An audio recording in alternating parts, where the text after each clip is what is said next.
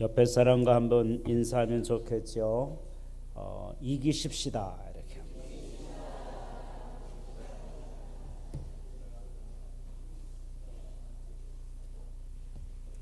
오늘 말씀의 제목이 세상을 이겨라라고 하는 말씀입니다. 근데 우리가 세상을 이길 수 없어요.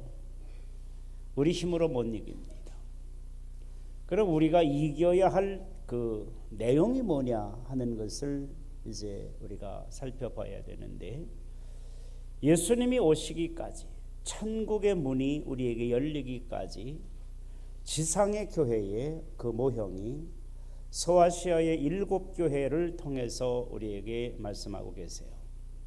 그 소아시아 7교회에 일어난 현상은 오늘날 현세에도 또 역사 안에서 있었던 교회들에서도 일어났던 일들이고, 그러한 것들을 우리가 이겨야 할 그 내용인 것을 소아시아 7교회 전체에 그 동일하게 쓰여진 말씀이 있는데, 이기는 자에게라는 말씀이 쓰여져 있어요. 그럼 뭘 이겨야 되느냐 하는 것을 우리가 먼저 생각을 해 봐야 되는데, 여러분들이 새벽에 나와서 말씀을 받으신 분들은 다 압니다. 안 나오신 분들이 뭐 더 많으시니까 알려드려야죠. 이겨야 될 게 뭐냐 하는 겁니다.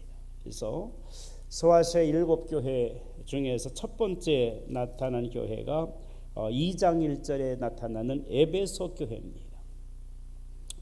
이 에베소 교회가 저기 지금 그림에 나타나네. 저건 에베소 교회가 아니고 두란노 서원인데, 제가 일부 예배 때 다 이렇게 입력해놨으니까 비춰봐요. 에베소 교회가 있을 거예요. 이 에베소 교회, 그렇군요. 에베소 교회 저거 맞군요. 거기 뒤에 있으니까 저 뒤에 있는 것을 그 사진을 저렇게 찍어놨네요. 에베소 교회가 소개되어지면서 지금도 현지 가보면 저렇게만 남아 있어요. 그러니까 저 교회가 옛날에는 얼마나 컸었는지 짐작할 만하죠. 굉장히 컸어요. 제가 이렇게 걸음으로 걸어봤더니 200발짝 이상이 되더라고요. 그 길이가 굉장히 큰 교회였어요. 지금도 있습니다. 에베소에 가면 저 모습 그대로 있습니다. 근데 이 에베소 교회는 첫사랑을 잃어버린 교회로서 소개가 되어지고 있는 것입니다. 그래서 우리는 신앙의 길을 걸어갈 때에 여러분들은 우리 교회가 언제나 첫 번째 기억해야 될 것이 바로 뭐냐? 첫사랑을 회복하자, 이것입니다. 첫사랑을 교회가 잃어버리고 있다는 것입니다. 처음 시작할 때처럼이라고 하는 그런 광고가 있죠. 결혼하는 사람이 결혼할 때처럼, 직장에 출근하는 사람이 직장을 출근할 때처럼, 사업을 처음 시작하는 사람이, 농사를 처음 짓는 사람이 무엇이든지 시작할 때에 가졌던 그 마음을 회복하는 것이 중요하다는 것이에요. 그 마음으로, 그 생각으로 우리가 계속해서 일을 해나가면 행복할 수 있고 회복할 수 있고 세울 수 있는 거잖아요. 그것을 이기라 그렇게 말씀하셨어요. 7절에 보면은 이기는 그에게는 내가 하나님의 낙원에 있는 생명나무 열매를 주어 먹게 하리라. 두 번째로 나타나는 교회가 서머나 교회입니다. 서머나 교회는 그림으로만 저렇게 나와 있는데, 서머나 교회는 그 교회가 직접 예배를 드리는 교회입니다. 그래서 저것만 나왔는지 모르겠는데 직접 예배를 드리는 교회로 지금도 남아 있어요. 근데 그 예배당 안에 들어가면 거기도 우리 그 옆에 있는 기둥 뒤처럼 저런 데가 있는데, 거기에 그 폴리캅이라고 하는 순교자의 그 행적을 쭉 이렇게 담아놨어요. 그래서 거기서 그 폴리캅이라고 하는 그 순교자의 그 순교의 과정을 거기서 볼 수 있도록 만들어놨어요. 환난을 받는 교회. 우리 교회에도 환난이 있습니다. 그런데 환난도 뭐 해야 돼요? 이겨야 하는 것입니다. 환난을 이겨야 되는 거예요. 그 다음에 세 번째로 소개되어지는 교회가 그 버가모 교회입니다. 지금 버가모에 가보면은 저렇게 조 형태만 있어요. 저 교회도 결코 작은 예배당이 아니죠. 그래서 버가모 교회가 이제 존재하고 있는데, 이 교회는 향락주의 교회였어요. 이 향락주의 교회로 이 발람의 교훈을 쫓는 그러한 그 교회가 물질을 이렇게 추구하고 그러는 것도 좋은데, 이 발락과 발람의 그러한 그 사건에서 예수 믿는 사람을 저주해라 이렇게 요청을 하지요. 그러나 하나님이 허락지 않습니다. 그런데도 불구하고 계속 물질을 갖다 주면서 예수 믿는 사람, 그 이스라엘 사람들을 저주해라 이렇게 말하니까 그냥 뇌물을 산더미처럼 2번이나 갖다 주니까 거기에 빠져서 저주하라 가잖아요. 그런데 가는데 나귀가 가지를 않습니다. 그러니까 나귀를 채찍을 들면서 가라고 그러니까 안 가는 겁니다. 그래도 채찍을 드니까 나귀가 입을 열어서 말을 하지 않습니까? 내가 가기 싫어서 안 가는 줄 아냐고, 눈을 뜨고 좀 보라고 하니까 앞에 천사가 섰는데 시퍼런 칼을 들고 섰는데 가면 죽인다는 거지. 그제서야 그걸 눈을 보고 이 발람의 그러한 그 잘못을 깨닫는 모습들이 나타나 나귀의 입을 열어서까지 책망하는 이러한 그 향락주의. 여러분의 향락과 쾌락은 여러분들을 죽음으로 끌고 가는 것입니다. 근데 그것이 그 유혹을 우리가 이기는 게 쉽지 않은데, 놀랍게도 그 앞에 하나님께서 천사를 세워서 칼을 들고 너 일로 가면 죽는다고 지키고 있는 모습을 보여주잖아요. 이 향락주의가 오늘 이 사회에 얼마나 만연되어 있는지 모릅니다. 이 향락주의에서 여러분들이 승리할 수 있어야 돼요. 그 다음에 나타나는 교회가 두아디라 교회예요. 이 두아디라 교회는 저렇게 지금 남아있지요. 도심 한가운데 있는데 저렇게 성곽에 철조망설로 지금도 저 똑같이 돼 있는 거 그대로 찍어온 거거든요. 여기는 두아디라의 그 자주장사 루디아를 기억하지요. 루디아의 고향이기도 한 것입니다. 이 두아디라 교회에 그 주시는 말씀은 세속주의예요. 세상과 혼합해 지으는 것을 우리 하나님께서 원치 않으세요. 그러니까 여러분들은 예수도 믿고 우상도 섬기고 하는 일을 할 수 없어요. 그렇기 때문에 이 세속주의를 우리가 이겨야 된다. 뭐 전통에 의해서 뭐 그런 것들이 여러분들을 지배하지 못하도록 교회가 이것을 지켜나가야 되는 거예요. 교회가 속화되어지면요 감당할 수 없어요. 하나님도 안 계시고 예수님도 안 계시고 뭐 그 사업, 뭐 인격 뭐 이런 거 다 없고요. 정말 세상 사람들의 모임에 그런 모임 단체가 돼요. 뭐 예를 들면은 무슨 개 모임 같은 거 하든 시골이든 서울도 뭐 합니다만은 개 모임 같은 그런 단체가 돼버리고 만단 말입니다. 세속주의에 우리가 이겨야 돼요. 세속에 빠지면 안 돼요.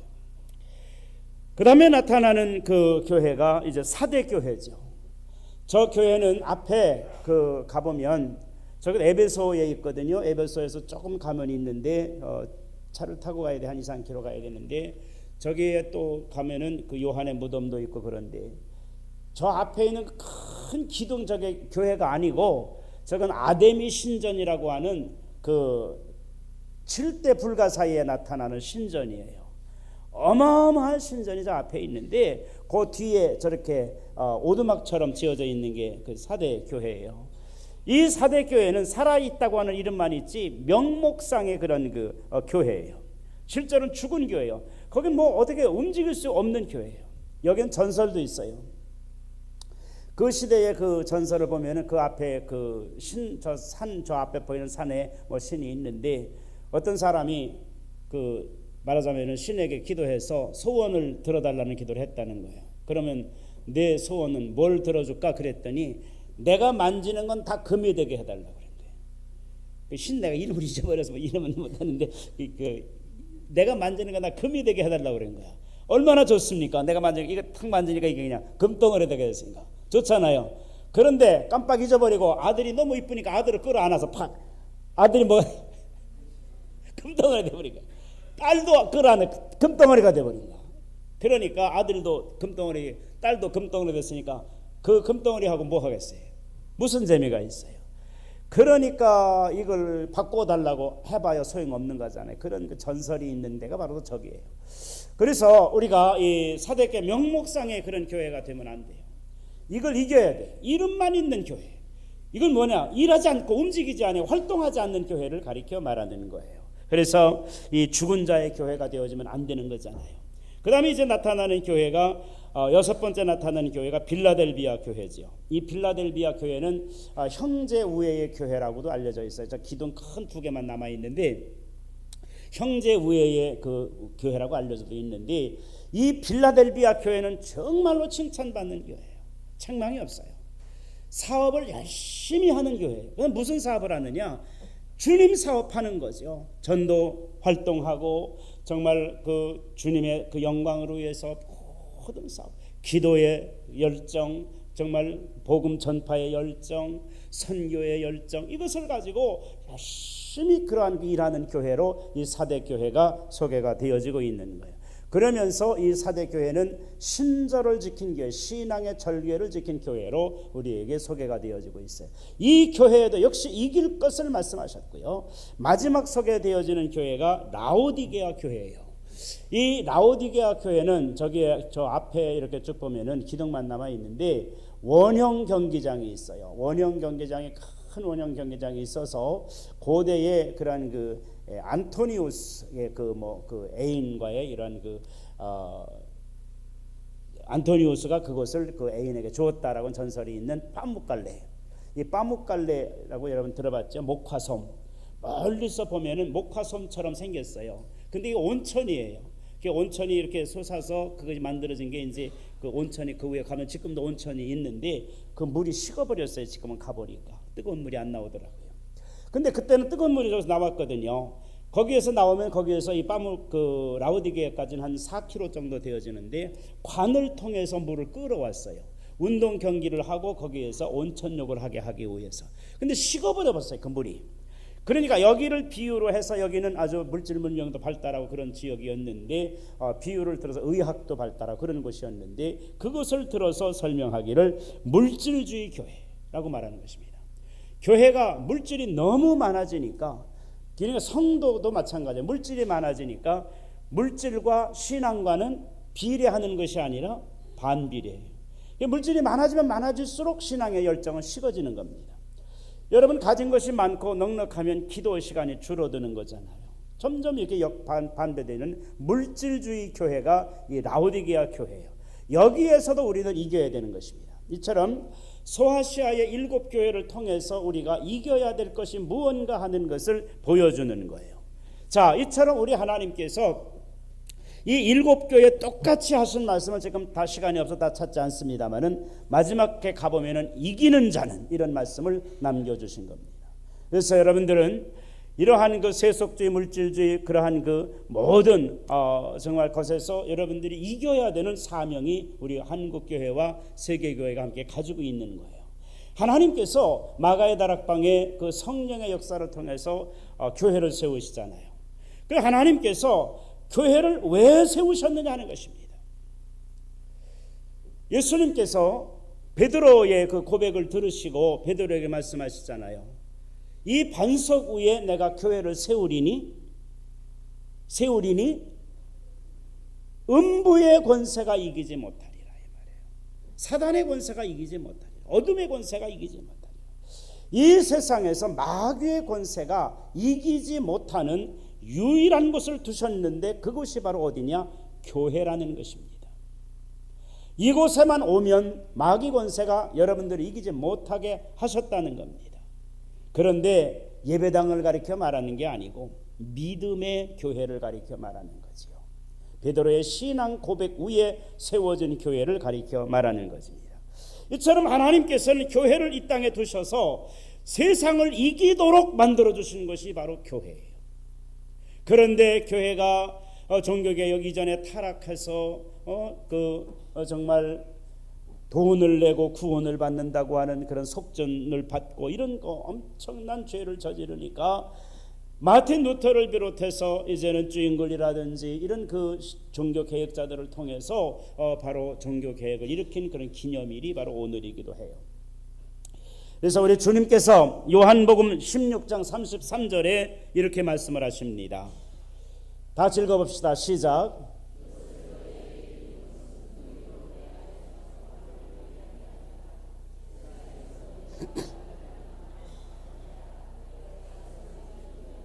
그렇습니다. 우리가 하나님의 백성이 이길 수 있는 길을 하나님께서 열어주셨는데, 우리 주님께서 하시는 말씀은 너희가 환난을 당하나 담대하라, 내가 세상을 이기었노라라고 말씀을 하신 주님께서는 저와 여러분들에게 뭐라고 말씀하시느냐면은, 볼지어다 내가 세상 끝날까지 너희와 항상 함께 있으리라. 그래서 여러분들이 세상을 이길 수 있는 최선의 방법은 바로 뭐냐? 하나님과 함께 있는 거예요. 하나님과 함께 있지 아니하면은요, 어느 틈에 와서 마귀가 공격하는지 몰라요.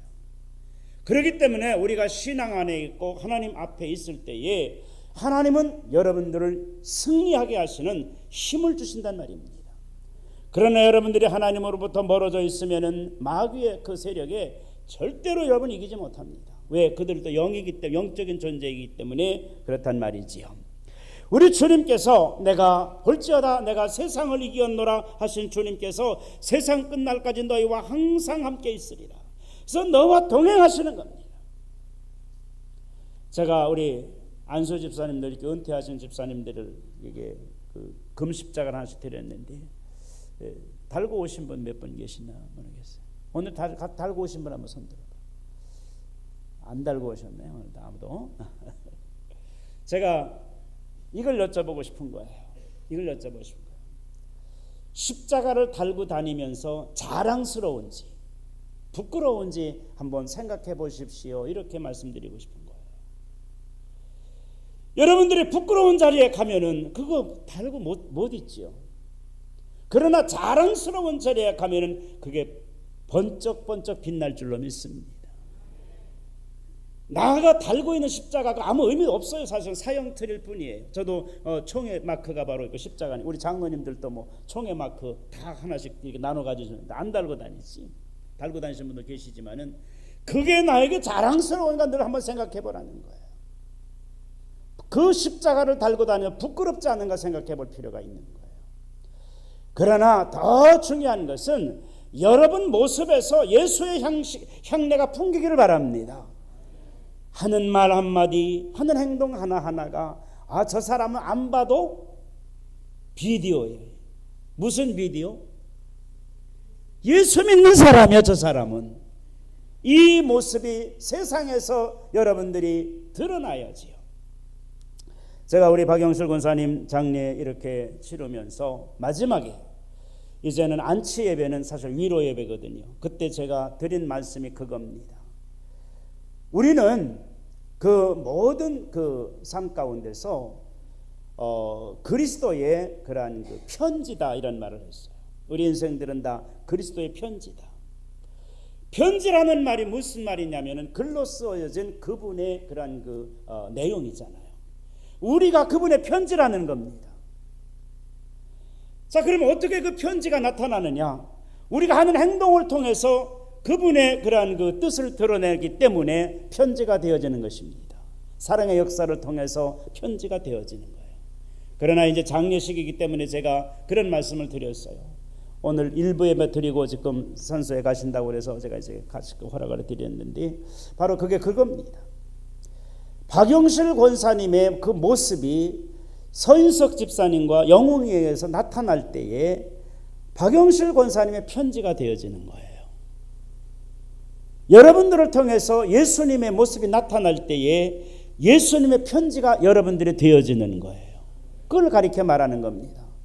오늘도 가면서 부단히 이렇게 어머니가 마지막으로 남긴 말 이런 것들을 저에게 하면서 그대로 잘 이렇게 지키겠습니다 하고 이렇게 가는 그런 모습에서 그 편지의 모습이 그분들에게서 보여지는 거죠. 그래서 내가 오늘 아침은 먹었냐 그랬더니 아침 누가 차려주겠어요. 또 힘들고 어려운데 어떻게 먹겠어요. 먹었는데 그 누가 어저께 이모가 와서 이렇게 해줬다고 그러더라고. 그래서 내가 굶지 말고 이제는 독립할 줄 알아야 된다 하면서 이렇게 권면해 드렸는데, 사랑하는 성도 여러분, 그렇습니다. 여러분들은 세상을 이기는 자가 되어야 되는 줄로 믿습니다. 그리고 그리스도의 편지가 되어져야 되는 것입니다. 이것이 바로 신앙 생활을 통해서 드러나는 예수님의 향기예요. 영국의 그 국회의원을 지냈던 유명한 분 가운데서 윌리엄 윌버포스라고 하는 분이 소개되어지는데요. 이 윌버포스는 영국의 국회의원을 지냈어요. 저분이 영상에 나타나는데, 이 윌버포스라고 하는 분이 그 평소에 교회는 다녔어요. 그런데 습관적으로 다니는 정치인이었어요. 그저 이름만 달아놓고 표라도 이렇게 좀 얻어봐야 되겠다라고 하는 그런 그 생각을 하는데, 모 국회의원이 이런 얘기를 했다고 그래요. 제가 기억하는 것이, 목사님에게 대화를 하는데, 목사님, 우리가 바르게 살리라고 이렇게 생각하지 마십시오. 국회의원은 표를 먹고 사는 사람입니다. 그런데 그 표가 똥 묻은 표라도 먹어야 됩니다. 그런 거예요. 그 무슨 말인지 알죠? 더러운 그런 표라도 그 받아야 되는 것이 자기들이기 때문에 그렇게 때로는 우리 행동이 목사님 보시기에 옳게 안 보여도 우리를 이해해 달라고 그렇게 아주 유명한 국회 이름만 되면 알 뿐인데 그러더라고요. 이 개인적인 이름은 안 됩니다만은, 바로 이 윌버포스라고 하는 분이 이런 정치인이었어요. 그래서 신앙, 교회는 다니긴 다니는데, 부인의 이끌림을 받아서 교회는 다니긴 다니는데 신앙은 없어요. 표지. 성도의 머리가 다 뭐야? 표야. 표로 보이는 거예요. 그러니까 인사를 해도 표, 점심을 사도 표, 그다 표야 그게. 그렇게 살아왔어요. 그런데 어느 날 예배에 참석해서 말씀을 듣는 중에 이분의 마음속에 감동이 왔어요. 하나님의 성령이 그분을 움직이셨어요. 그래서 내가 그렇게 살면 안 된다는 거지요. 정말 그리스도인이 되라고 하나님이, 그리스도인이 돼야 될 이유를 하나님께서 성경 안에서 말씀해 주시는 거예요. 그걸 깨달은 거예요. 이게 굉장히 큰 변화입니다. 그래서 여러분들이 말씀을 들을 때 여러분 안에서 이러한 변화가 일어나야 되는 줄로 믿으시기 바랍니다. 말씀은 소설이 아니에요. 제가 새벽에 계시의 말씀을 들을 때 이 말씀을 소설로 듣지 않게 하여 주시옵소서. 우리의 삶 가운데서 그것이 드러나야 되는 거예요. 나타나야 되는 거예요.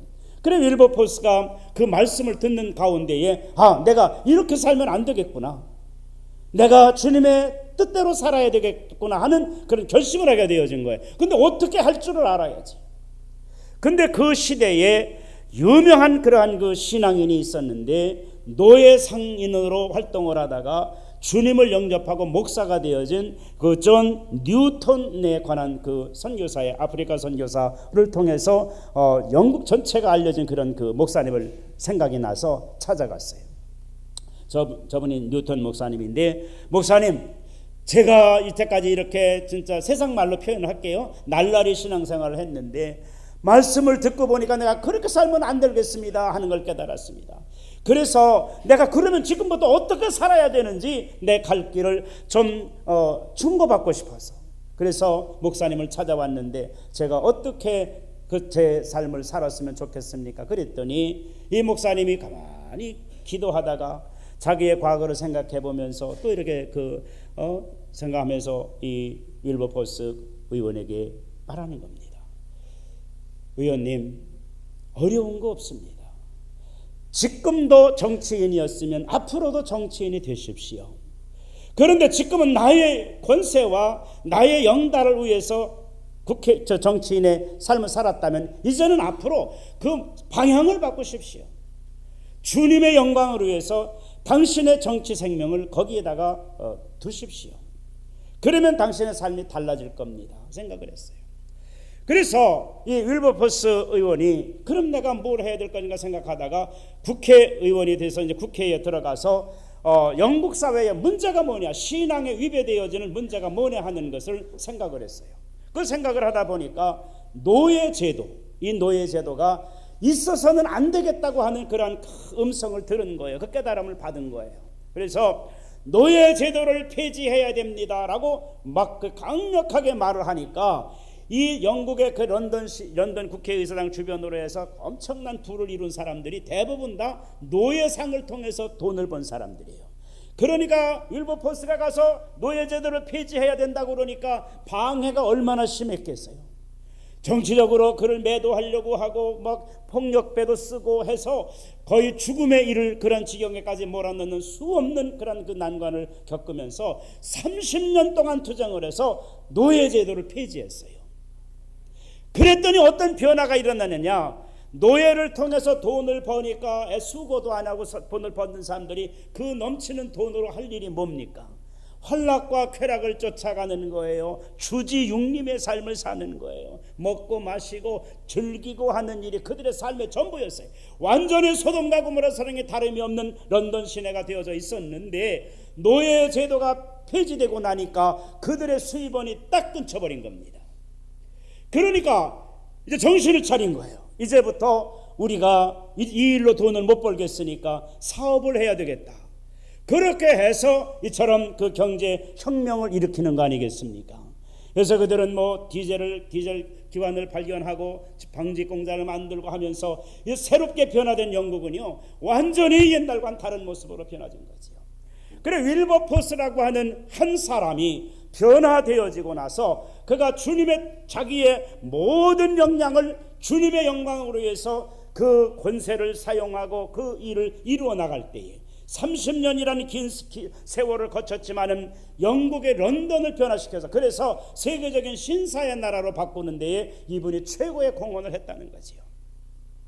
사랑하는 성도 여러분, 그렇습니다. 나 하나 변해가지고 세상이 변할까 생각하지 마시길 바랍니다. 여러분 하나 변하면 세상이 변할 수 있습니다. 다른 사람이 변하기를 원하지 말고 내가 변하면 세상이 변할 수 있는 겁니다. 근데 우리는 그것을 간과하는 것입니다. 다른 사람이 변해야 된다? 아닙니다. 내가 변하면 되는 거예요.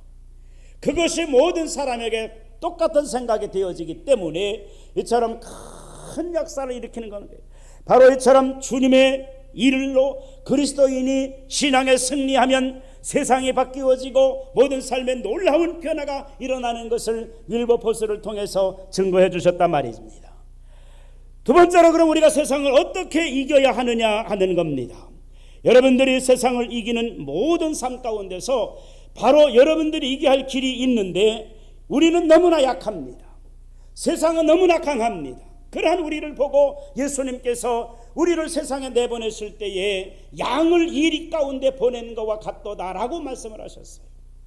그래서 이리 가운데 한가운데 서 있는 우리의 모습이지만은 그러나 그 어린 양 예수께서 십자가를 지심으로 말미암아 온 인류는 구원을 받게 되어진 줄로 믿으시길 바랍니다. 인류 안에 예수님은 어린 양으로 오셨어요. 그러면서 우리를 세상으로 보내면서 우리 주님께서 하시는 말씀은 양을 이리 가운데 보내는 것과 같다라고 주님께서는 말씀하고 계신 것입니다. 사랑하는 성도 여러분, 그렇습니다. 우리가 이 세상을 살아갈 오늘 본문의 말씀에 보면은 무릇 하나님께로부터 난 자마다 세상을 이기느니라. 세상을 이기는 승리는 이것이니 우리의 믿음이니라. 예수께서 하나님의 아들이심을 믿는 자가 아니면 세상을 이길 자가 누구냐라고 말씀하신 것입니다. 여러분들이 세상을 이길 수 있는 유일한 힘이 바로 뭐냐? 예수님이 누구라고요?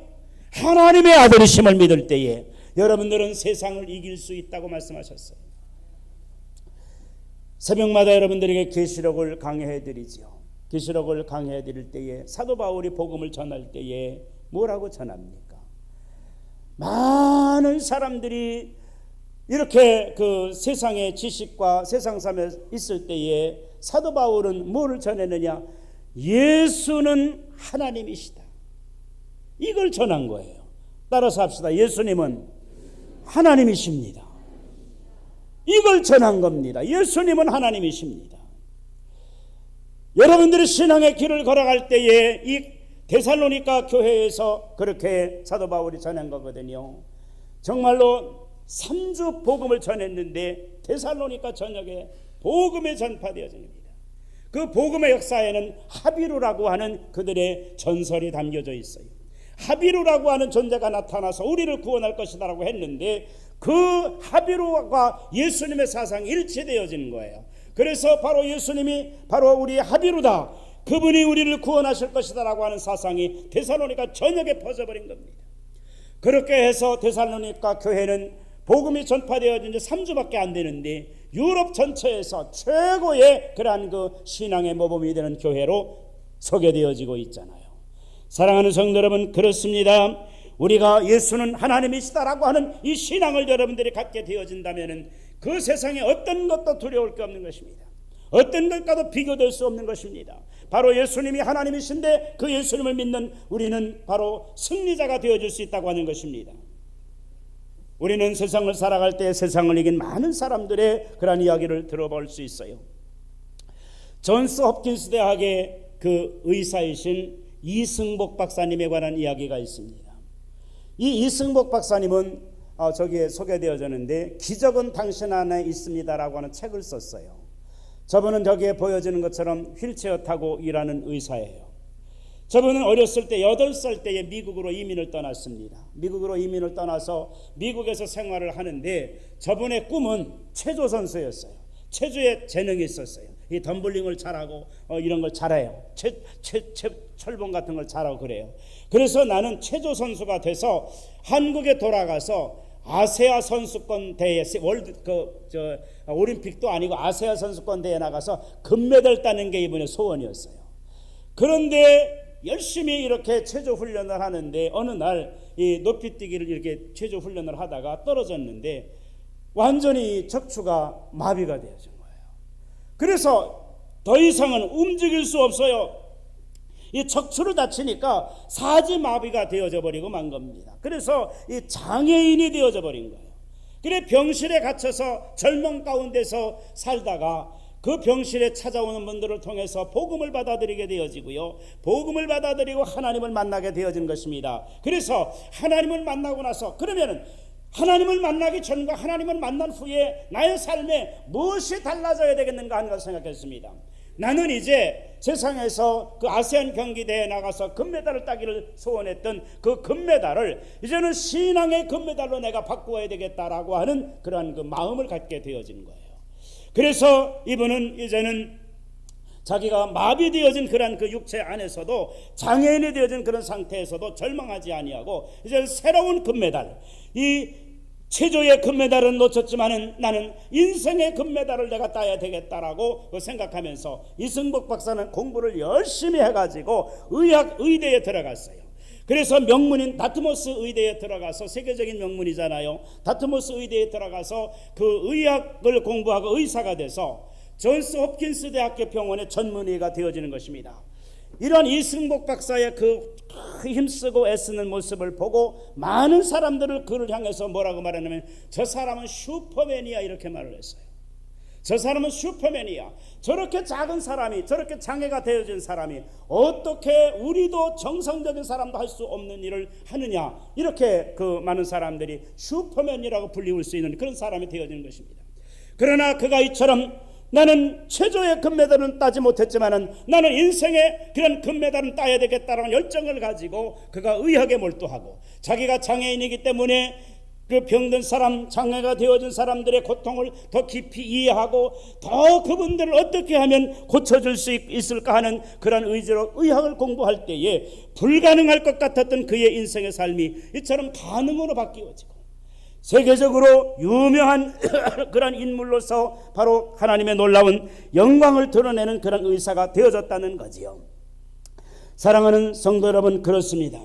우리가 세상을 살아갈 때에 어떠한 난관이 여러분들을 절망과 좌절로 빠뜨릴 수도 있습니다. 그러나 그것으로 여러분들의 인생이 끝났다고 생각하면 안 됩니다. 여러분들은 여러분들 앞에 펼쳐진 새로운 그러한 그 길이 있음을 알고, 그러나 무엇이든지 다 여러분들은 주 안에서 여러분들의 삶을 이루어가기를 바랍니다. 주님이 여러분들을 도우시면 여러분들이 불가능한 것이 없습니다. 할 수 있거든요. 무슨 말이냐? 믿는 자에게는 능치 못함이 없느니라고 우리 하나님께서 말씀을 해주고 계신 거예요. 사랑하는 성도 여러분, 우리가 신앙의 길을 걸어갈 때에 언제나 여러분들은 이 세상을 이기는 자가 되기를 주님의 이름으로 축원합니다. 절대로 질 수 없는 것이 세상에, 이건 마귀가 지배하고 있는 것이기 때문에 이겨야 되는데, 이길 수 있는 길은 바로 이 신앙 안에서 이길 수 있단 말이지요. 예수는 하나님이시다. 예수는 하나님이시다. 그 예수님을 내가 믿고 그 예수님이 나의 아버지가 되고 그 예수님이 나의 형님이 되어주신다고 말씀하셨어요. 그 예수님께서 여러분들과 함께 하실 때에 여러분들도 이승복 박사님이 외쳤던 것처럼 인생의 금메달을 따게 되실 줄로 믿습니다. 그리고 세 번째로는 우리는 꿈을 갖는 사람이 되어야 되는 것입니다. 여러분들은 세상을 이기는 꿈을 갖게 되기를 주님의 이름으로 축원합니다. 하나님은 저와 여러분들을 세상 안에서 죄와 사망의 음부의 권세를 이기며 살도록 세우셨어요. 마태복음 16장 13절과 18절의 말씀에 보면은 주님께서 가이사랴 빌립보 지방에서 십자가를 향해 길을 가기 전에 이렇게 말씀하시는 장면이 나옵니다. 너희는 나를 누구라 하느냐? 너희는 나를 누구라 하느냐? 그때 시몬 베드로가 대답하여 이르되 주는 그리스도시요 살아계신 하나님의 아들이시니이다 라고 말할 때에 마태복음 16장 16절에 말할 때 17절 18절에 바요나 시몬아 내가 복이 있도다 내가 이 반석 위에 내 교회를 세우리니 음부의 권세가 이기지 못하리라 말씀을 하신 겁니다. 사랑하는 성도 여러분, 그렇습니다. 주님에 대한 분명한 믿음을 가지고 주님을 따르는 성도와 또 교회를 주님께서는 반드시 음부의 권세를 이기는 세상의 유일한 것으로 만들어 주시겠다고 약속을 하신 것입니다. 이 싸움은 해도 그만 안 해도 그만한 싸움이 아니에요. 그렇지 않으면 여러분들은 사망의 음침한 골짜기로서, 여러분들은 비탄의 골짜기로, 여러분들은 낙엽처럼 여러분들의 인생이 쓰러져 갈 수밖에 없는 겁니다. 불쌍한 존재가 되어지고 마는 거예요. 마귀에게 끌려다니는 그런 불쌍한 불행한 존재가 되어질 수밖에 없는 거예요. 여러분들은 예수님의 손잡고 예수님의 인도하심을 따라서 여러분들의 삶을 살아간다면 여러분들은 반드시 승리할 줄로 믿습니다. 우리나라에 유명한 선교사들이 많습니다. 언더우드 선교상이 우리나라에도 많이 소개가 되어지는데 그 중에 언더우드 선교상을 수상한 두 분이 소개되어지는데요. 김철기 선교사님과 허운석 선교사님이 소개되어집니다. 저게 소개되는 분인데, 그래서 저분들은 저런 책을 쓴 거예요. 하나님 아버지 주님께서 간절히 원하옵는 것은 이렇게 말하면서 주님이 원하는 것이 무엇입니까? 라고 하는 그 오직 한 소망을 가지고 저분들은 선교의 길을 떠났고 선교의 삶을 사셨던 분들이에요. 그래서 이분들은 브라질의 아마존에 가서 복음을 전하는데 인디오족들에게 복음을 20년 동안이나 전했어요. 이 사람들조차 들판에 뛰어다니는 영혼 없는 짐승들이라고 불리워질 만한 이 인디오족들에게 복음을 전하는데 생명을 걸었어요. 20년 동안 그들에게 복음을 전하는데 복음이 전하기 얼마나 힘들고 어려웠겠어요. 그런 가운데 2006년에 이 선교사님이 폐암이라고 하는 진단을 받았습니다.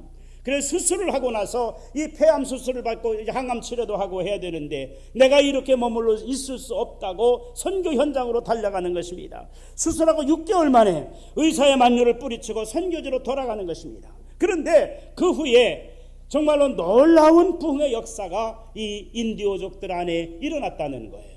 그리고 수많은 기적이 일어났다는 거예요. 병든 자들이 일어나고 문제들이 해결되어지고요. 더 기가 막히고 놀라운 사실은 그 앞에 망고나무가 하나 있었는데, 그 교회 앞에 망고나무가 하나 있었는데 망고 열매가 하나도 안 열렸었대요.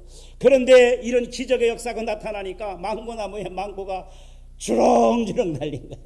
심지어는 가지가 부러질 정도로 달렸다는 거예요. 그걸 보고 많은 사람들은 너무너무 신기해하는 거예요.